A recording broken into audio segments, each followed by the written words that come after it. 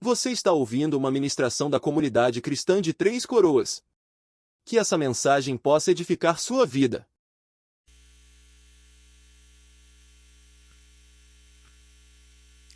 Onde eu comentei um pouco sobre o contraste, né, de como a igreja de Laodiceia ela se via. Ela dizia assim: olha, eu estou rica, abastada, não preciso de nada. E a maneira que Deus via ela, né, dizendo: ó, você é infeliz, né, miserável, pobre, cega e nu. Então, uma diferença muito grande que havia entre a avaliação que a igreja fazia de si mesma e a maneira que Deus estava vendo a igreja. E realmente estava falando de igreja, era uma igreja estabelecida, uma ótima igreja, né, junto com as outras 7 igrejas, mas que estava praticando uma avaliação errada. Mas o que é que o Senhor faz? Chama ela ao arrependimento e faz um convite para essa igreja se sentar à mesa com ele. Ele diz: eis que estou à porta e bato. Se vocês ouvirem a minha voz, eu vou entrar na casa e vou sentar à mesa com vocês. E vocês comigo, vamos cear. E, irmãos, aí eu vejo que é esse tipo de relacionamento que Deus busca para com a sua igreja, para conosco. Não é um relacionamento só de um culto, não é um relacionamento de alguns momentos específicos, mas Deus deseja um relacionamento íntimo. Porque, irmãos, o que senta na mesa conosco, né, é aquelas pessoas que conhecemos, é aquelas pessoas que amamos, é aquelas pessoas que estimamos, são da família, são nossos irmãos. Esses sentam na mesa conosco. E o Senhor quer isso conosco, amém? Ele não quer uma conversa rapidinha, né? Não que ele não aceite, mas o desejo do coração de Deus é algo mais profundo conosco. É uma intimidade maior. E eu quero continuar nesse tema de nosso relacionamento com Deus. Por toda a história nós podemos ver assim que, pela palavra, que o propósito de Deus, irmãos, ele sempre foi ter um relacionamento bem próximo de nós. Sempre foi. A gente vai ver pelas Escrituras, né, a maneira que nós fomos criados, o desejo do coração de Deus, que a gente andasse muito junto com Ele, muita comunhão, desfrutando da criação que Ele fez, né, para o homem. E eu acho legal assim, o apóstolo Paulo, ele escreve que uma das orações dele para os Colossenses, está em Colossenses 1, no 10, ele diz assim: eu oro, né? Não cesso de orar por vocês, a fim de viverdes de modo digno do Senhor, para o seu inteiro agrado, frutificando em toda boa obra e crescendo no pleno conhecimento de Deus. Essa é a oração de Paulo. O desejo dele, alinhado com o desejo do coração de Deus, ele estava orando pedindo: eu quero que essas pessoas me conheçam. Eu quero que eles cresçam nisso, eu quero que eles vivam para agradar a Deus. Irmãos, você e eu fomos criados para agradar a Deus. Para vivermos por inteiro agrado de Deus. No decorrer dos tempos, a gente pode olhar de Gênesis, Apocalipse, sempre veio o convite. Esse que eu li, eis que estou à porta e bato, ele falou lá para João, em Apocalipse. Mas temos vários textos que nós conhecemos, que sempre nos chamam, né? O Salmo 37:5, que conhecemos muito bem, que sempre vem aquele convite: entrega o teu caminho ao Senhor, confia nele, e o mais ele fará. Um convite do salmista para nos entregar a Deus. Para nos entregar a Deus. Entrega totalmente, o mais ele vai fazer.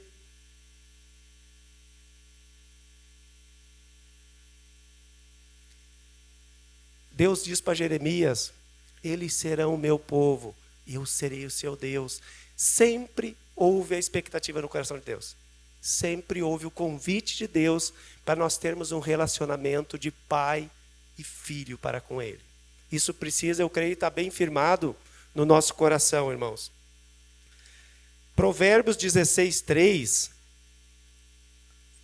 Provérbios 16:3, na NVI diz assim, ó: consagra ao Senhor tudo que você faz, e os seus planos serão bem-sucedidos. Estamos falando de um relacionamento completo, tudo que você faz. Tudo é tudo. Na totalidade. Os negócios, o nosso casamento, a nossa vida de pais, a nossa vida de filho, de marido e esposa. Entrega ao Senhor. E os projetos, os desejos, ele diz, aí vai ser bem sucedido. Vai acontecer da maneira que Deus deseja. E se acontece da maneira que Deus deseja, irmãos, vai ser bom. Vai ser ótimo. Vai ser excelente. Às vezes a gente já fica assim, mas tá bom, né? Tá legal, tá acontecendo as coisas. Irmãos, Deus tem algo excelente. Amém? Tem algo melhor ainda.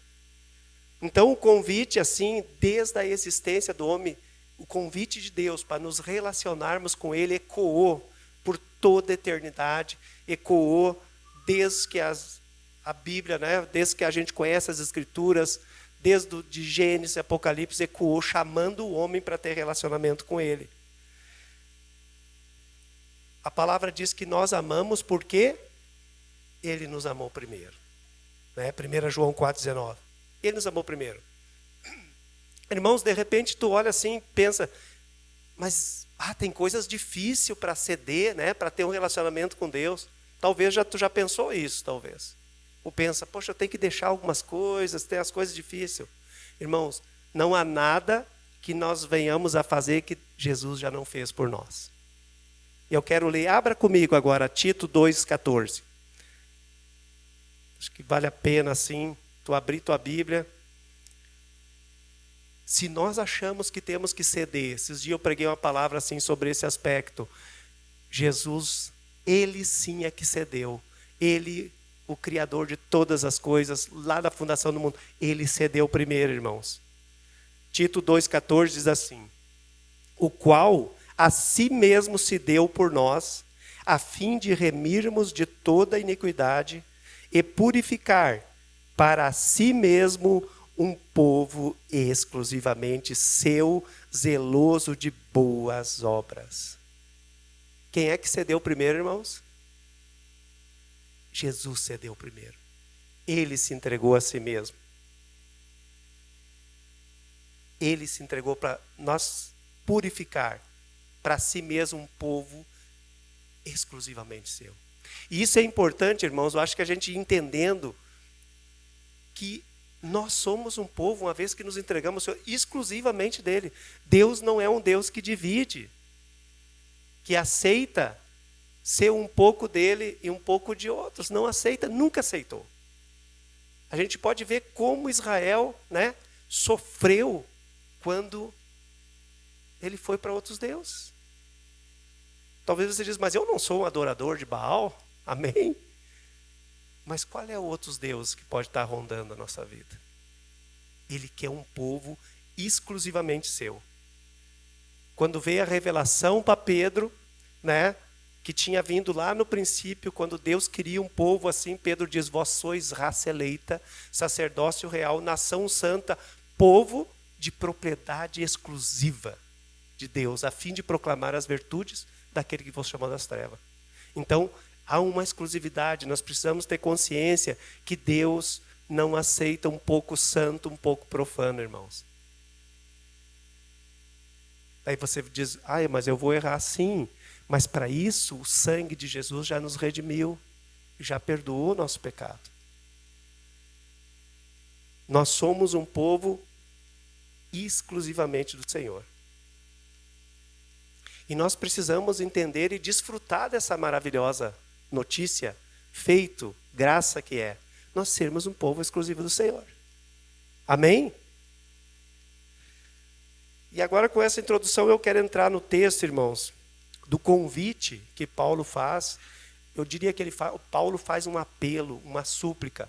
É um texto que eu, pessoalmente, assim, gosto muito. Foi um dos primeiros textos que eu comecei a entender, né, do que Deus esperava de mim, da expectativa também de Deus para a minha vida. Lá em 81, é Romanos 12, 1 e 2. Quero te convidar para tu abrir esse texto comigo. Romanos 12, 1 e 2.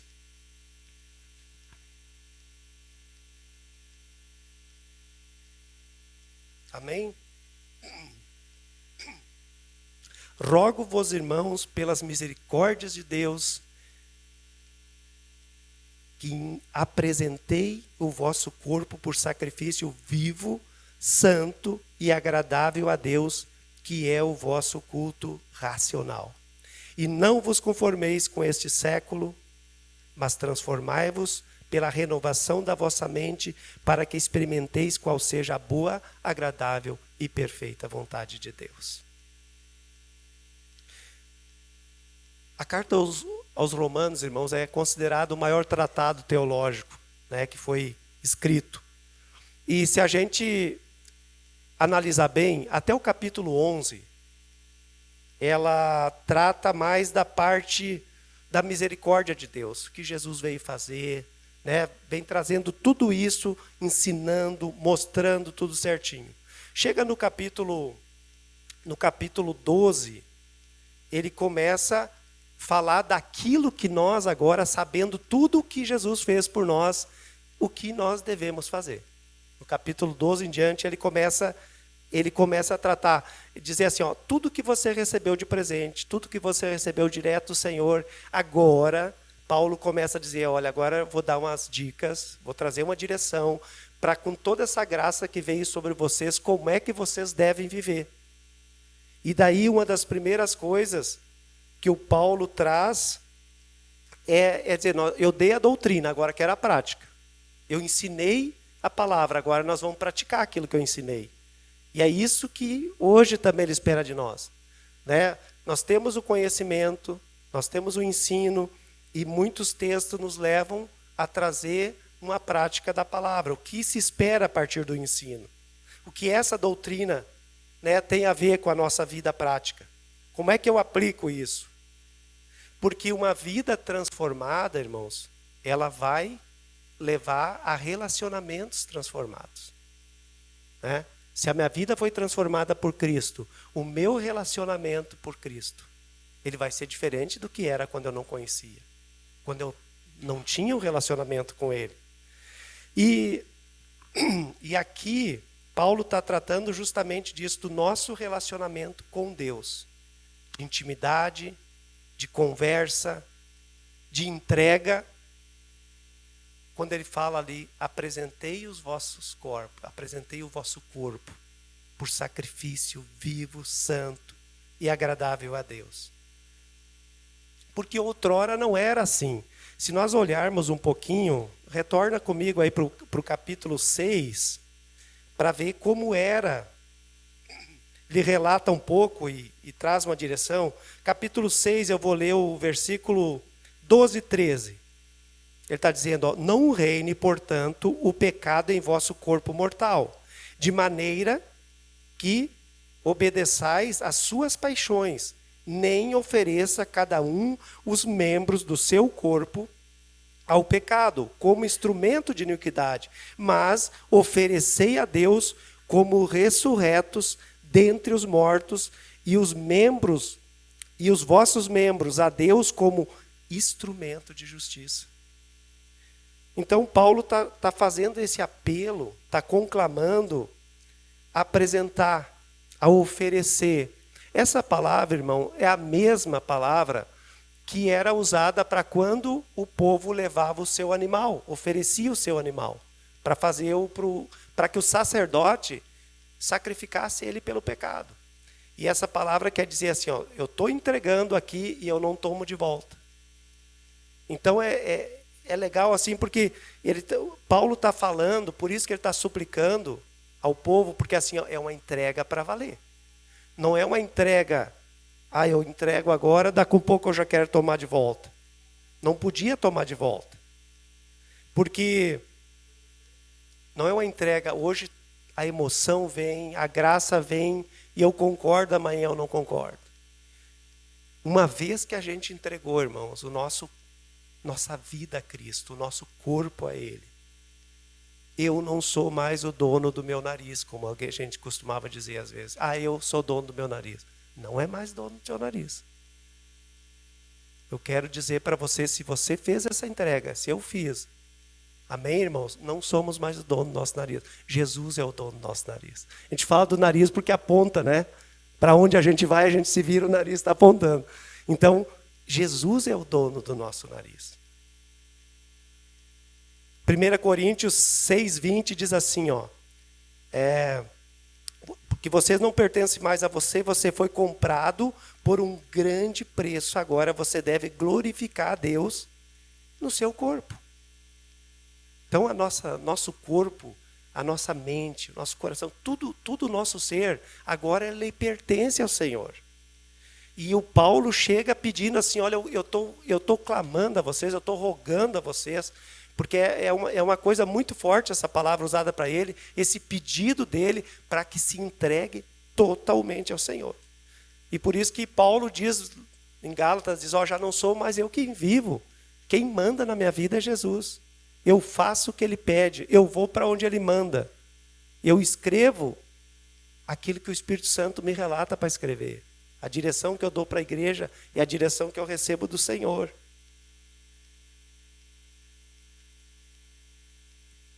E esse culto racional, irmãos, também não é assim a razão contra a emoção. É um culto agora pela razão. Não é isso. Claro que a emoção sempre vai estar. O Espírito Santo, normalmente quando ele toca em nós, a emoção vem junto.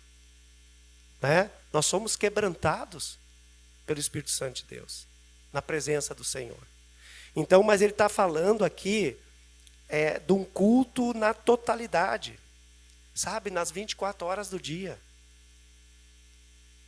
Porque, em outras palavras, a gente não pode, né? A não ser que, em nome de Jesus, não tem ninguém, mas uma esquizofrenia.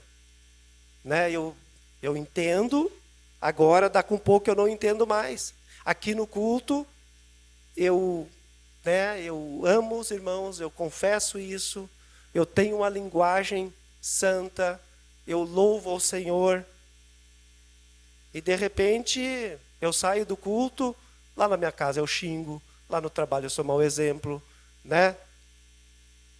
Isso é uma esquizofrenia espiritual. Esse culto que ele está falando é um culto de uma entrega total.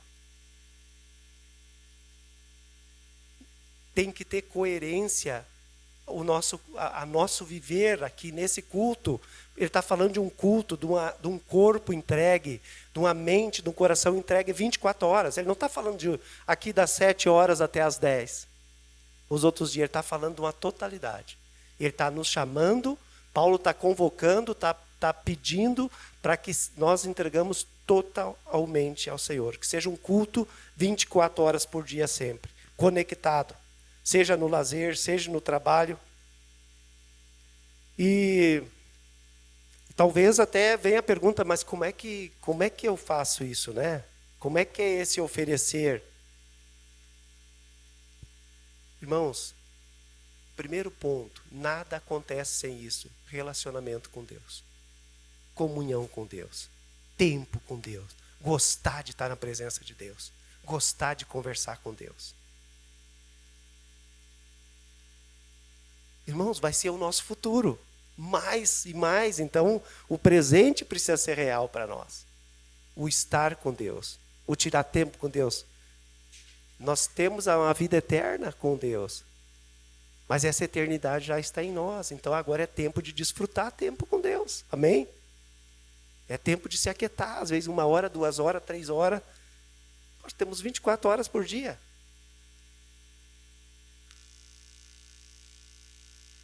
E aí a gente verificar o que às vezes eu estou vendo que eu não deveria ver, né, com o meu corpo.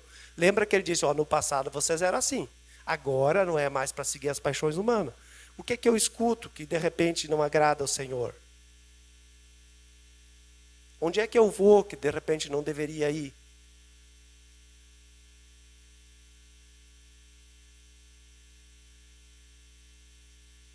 Esse corpo agora, irmãos, é a voz agora, nossos ouvidos, tudo, nossos olhos, é para servir o Senhor. Agora não basta a gente deixar de fazer o que é errado, às vezes achando, não, isso eu parei. Você não faz. Nós precisamos fazer o que é certo, que a palavra nos diz, que o Espírito Santo nos indica para fazer.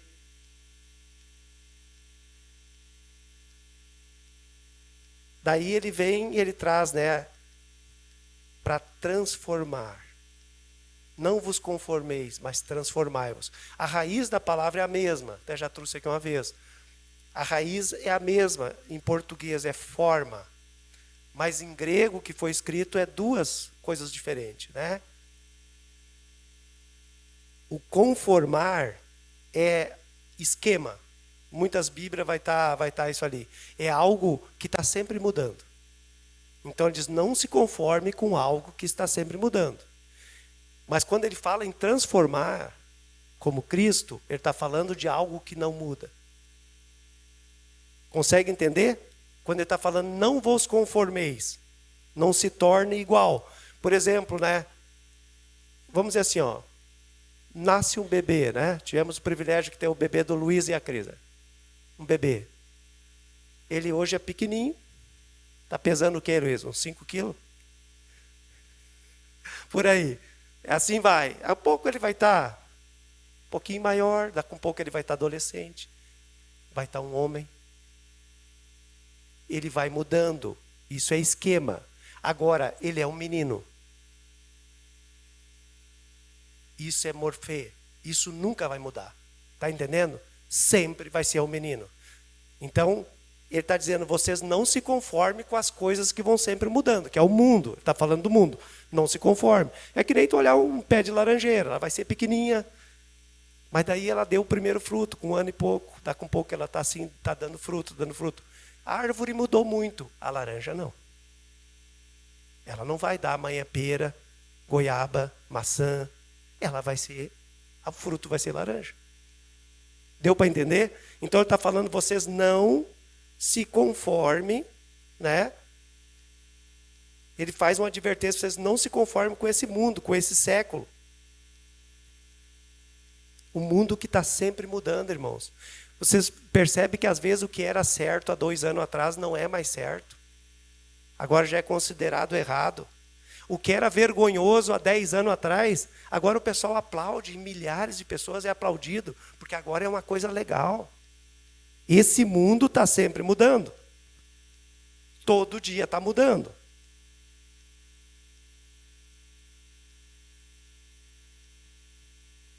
Até a palavra eles querem mudar. Provavelmente no futuro vai ter muitas traduções, com algumas coisas tiradas fora. Vão mudar. Paulo está dizendo, não bota teu pé nessa forma do mundo. Não se amolde. Não formate a sua mente. Como se formata um computador, né? Às vezes deleta tudo umas coisas e bota outras. Não faça isso. Não deixe que os valores do mundo tomem conta. Não permita, irmão, que o mundo mude, formate o jeito de pensar, o jeito de agir, o jeito de reagir a certas coisas.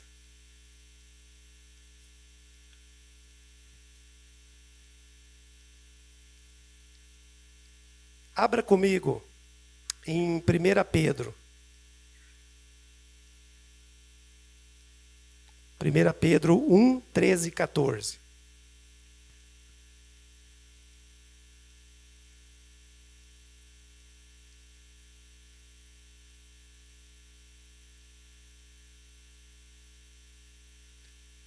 Vou ler conforme está lá. Portanto, cingindo os lombos do vosso entendimento, sede sóbrios e esperai inteiramente na graça que se vos ofereceu na revelação de Cristo, de Jesus Cristo. Como filhos obedientes, não vos conformando com as concupiscências que antes havia em vossa ignorância. É os únicos 2 lugares que tem essa palavra, da mesma raiz. É em Romanos 12, o não vos conformeis, o tomar forma, e nesse versículo ali, ó. Como filhos obedientes, não vos conformando com as concupiscências que antes havia em nós, né? Como, quando nós éramos ignorantes. Então, irmãos, esse é o convite, é o conselho, não se conforme, né? Porque hoje em dia a verdade, em vários aspectos, não é mais absoluta, é relativa. Às vezes é verdade, às vezes não é verdade. Tanto é que se você vai encaminhar alguma coisa, em vários aspectos, tu vai ver assim, não, mas um juiz dá daquele jeito. Não, o outro pensa do outro jeito. Não é absoluta a verdade. É quase que nem um camaleão, né? O camaleão, nós sabemos que ele, para se proteger, conforme a situação, ele fica da cor do lugar que está, das árvores que está para se esconder, para se proteger. E, infelizmente, irmãos, a gente vê muito isso, né, no decorrer dos anos, no nosso país, no nosso Congresso. Às vezes as leis são feitas para ajudar determinadas pessoas, determinados grupos. Isso, a palavra está dizendo, não se molde a esse mundo que está mudando, que vai continuar mudando. Não façam isso. Mas ele diz, vocês têm que se transformar a mente por aquilo que é sempre verdadeiro. Transformai-vos é morfê aí, é algo que não muda. Hebreus 13:8 diz que Jesus Cristo ontem e hoje é o mesmo e será para sempre. Esse não muda. Então esse é o padrão. Esse é o padrão. Para os mais antigos aí que trabalharam no calçado, os mais novos já não trabalham mais, mas nós sabíamos, né, a máquina de conformar, o que ela faz? Ela moldava, né, o calcanhar ali, aí é moda.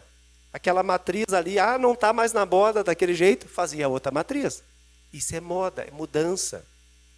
É mundo mudando.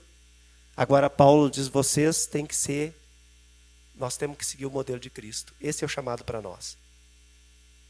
Hebreus 12:2 diz, olhando firmemente para Jesus, autor e consumador da fé.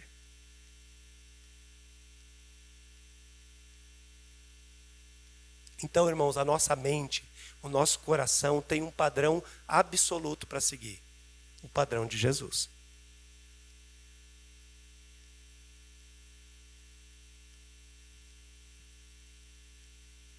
Nós temos um projeto de vida que é olhar para Jesus.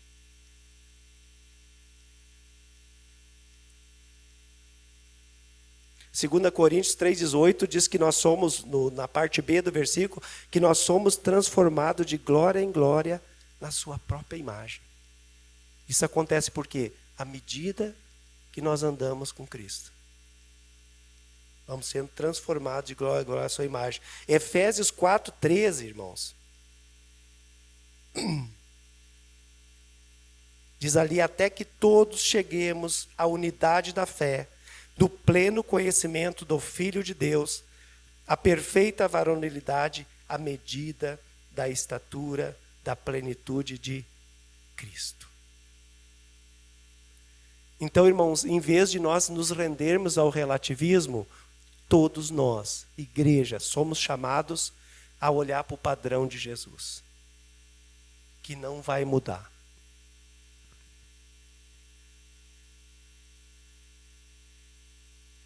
Que é absoluto, que é perfeito. Esse é o padrão que nós devemos seguir.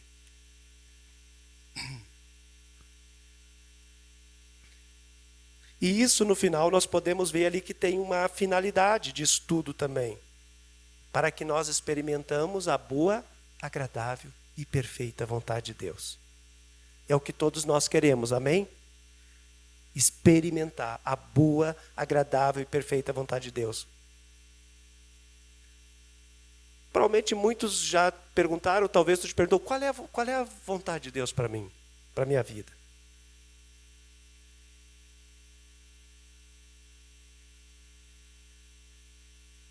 Irmãos, você não vai receber uma resposta, é bem provável, a não ser que haja essa entrega e tenha relacionamento com Deus. Porque a partir dessa entrega, a partir do andar com Deus, a partir de nós ter uma mente e um coração transformado, nós vamos receber e conhecer a boa, agradável e perfeita vontade de Deus.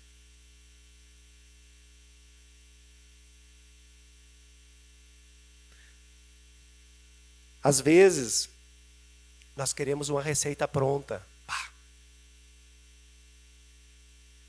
Eu quero que alguém ore por mim e diga: Deus pode fazer? Pode. Vem o profeta e vem o Daniel, ele vai dizer algo que eu quero saber. Pode? Pode. Ele é um homem de Deus? Pode. Agora, se olharmos a palavra, esse processo de conhecer a vontade de Deus, irmãos, é andar com Deus. É buscar Ele. Não tem erro. Se nós buscarmos a presença de Deus, nós vamos conhecer o coração de Deus. Nós vamos estar muito mais próximos de Deus. Eu não estou fazendo uma crítica à oração. Eu também já recebi palavra.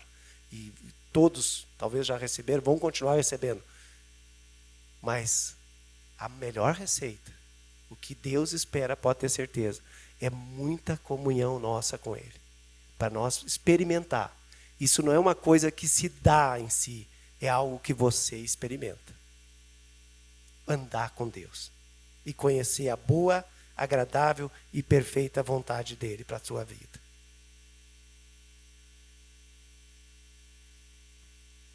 Então, irmãos, para fechar aqui, eu queria dizer, primeiro lugar, nós precisamos ter esse desejo no nosso coração, desenvolver um relacionamento com Deus. Passar horas com Deus. Tirar tempo com Deus. E eu sempre digo, e para mim é uma luta também, mas nós temos todos têm 24 horas por dia. Ninguém tem 23 horas e 50, ninguém tem 24 e 10. É 24 horas. Nós precisamos nos ajustar. Isso não vai ser um peso, isso vai ser provavelmente o momento mais prazeroso do dia. Amém, irmãos? O momento mais prazeroso, o momento de estar com o nosso Deus. Para Deus conduzir a nossa vida. Não devemos entregar a nossa vida, irmãos, e tomar de volta. Não devemos botar, que nem a igreja de Laodiceia, a vida no piloto automático. Está tudo bem. Está tudo bem. Estou legal, as finanças estão boas, casa está legal, o trabalho está legal. Não preciso de nada. E misericórdia, tomara que Deus não diga, tu é infeliz, é pobre, cega e nu. Então a gente precisa estar atento, nós precisamos estar sincronizados com Deus. E resistir a não nos moldar com o que o mundo oferece, que todo dia oferece algo novo. Como é que se resiste? Com a força do braço? Não. Com a vida de Cristo em nós. Com a graça de Deus que é derramada em nós. Nós podemos dizer não para a forma do mundo e dizer sim para a transformação que Jesus quer fazer constantemente na nossa vida. Olhar para o padrão infalível de Cristo.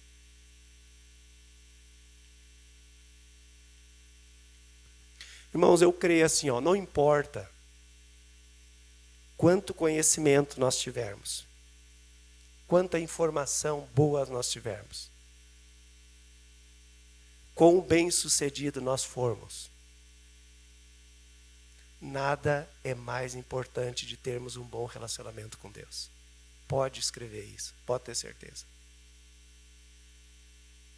Quero repetir. E assim eu creio, tá? Não importa quanta informação saudável, quanto conhecimento, como às vezes pessoas bem-sucedidas, não basta. Não é nada disso, é mais importante que um bom relacionamento com Deus. Que esse relacionamento, irmãos, que venho falando desde a semana passada, seja o nosso estilo de vida. Sabe? É luta, é luta. É difícil orar, é difícil tirar tempo com Deus. É, mas é o que Deus espera de nós. Ele nos criou para isso. Ele nos criou para isso. Então Ele deseja isso. E o frutificar ele vai acontecer a partir disso. Sabe? Os projetos de Deus, os planos de Deus vão acontecer em nós, essa vida, e como igreja, a partir do nosso relacionamento com Deus. Aí que ele vai poder operar em nós a sua boa, agradável e perfeita vontade. É tremendo, não é? Mas é num relacionamento. Veja bem, a nossa vida com Deus, ela começa com a entrega. Entregarmos a Deus. E para nós termos um final fantástico nessa vida, aqui na terra e uma eternidade com Ele, nós precisamos andar com Ele, irmãos. Nós precisamos ter o prazer desse relacionamento, a alegria, o tempo disponível para isso. Porque não é um peso. A palavra diz que os mandamentos não são penosos. Há uma força tremenda que a vida de Cristo já está em nós. A graça dele já está em nós. Então nós podemos. A palavra diz: achegai-vos a Deus, ele chegará a vós. É o desejo de Deus. Eu quero continuar falando provavelmente domingo de novo. Espero que vocês venham, tá? É um perigo avisar e não vir, é um perigo avisar e... Mas Deus sabe o que é melhor. Mas do nosso relacionamento também com nós mesmos e com os irmãos, com o corpo. De a gente continuar ouvindo, desfrutando. E eu não estou falando isso assim para nós, para puxar alguma coisa, né? Botar um peso, não.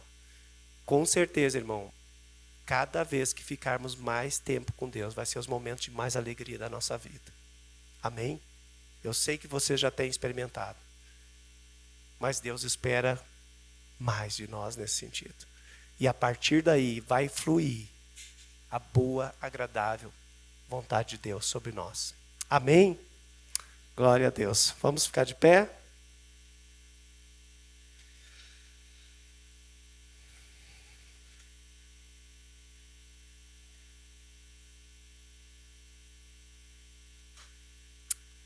Fecha os teus olhos aí, irmão.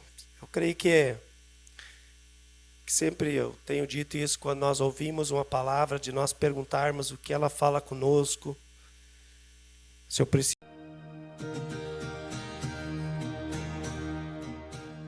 Você acaba de ouvir uma de nossas ministrações.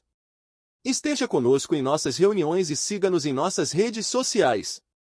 Que Deus te abençoe.